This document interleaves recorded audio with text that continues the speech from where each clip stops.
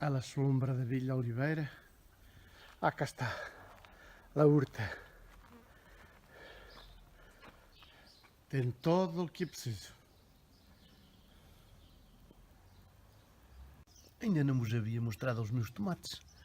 E mirei que galanos. Verdes, mas muito guapos.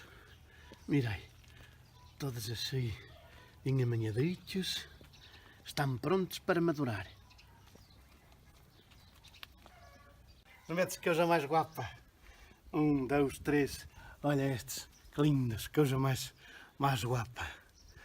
Hã? Quem vos dirá que net tomates assim? E as minhas gorjetes também. Não vedes?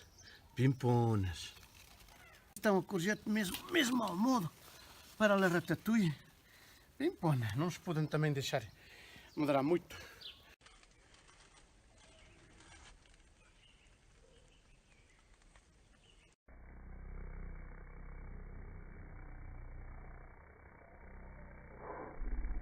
Vou dar aqui um laborito a estes pominhos que há precisava.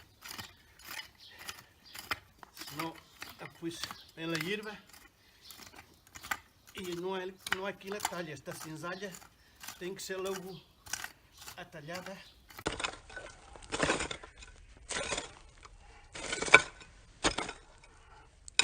Pero a ver, empecemos por el principio.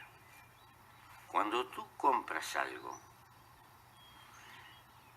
no te equivoques, el instrumento es la plata con la que tú estás comprando, pero en realidad estás comprando con el tiempo de tu vida que tuviste que gastar para tener esa plata. O quiere decir que cuando tú gastas,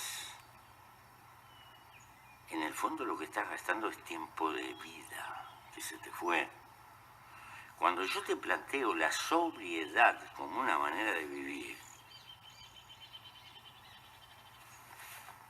lo que te planteo es la sobriedad para tener más tiempo, la mayor cantidad de tiempo posible, para vivir la vida de acuerdo a las cosas que a ti te motivan, que no necesariamente son las del trabajo.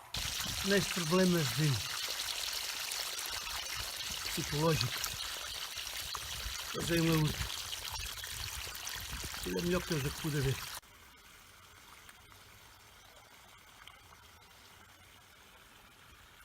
Podes comprar, mas não seria a mesma coisa. Não escavaris, não sudaris com o exercício, não sentaris os cheiros, nem os pássaros, nem a frescor. A horta e a molhadeira.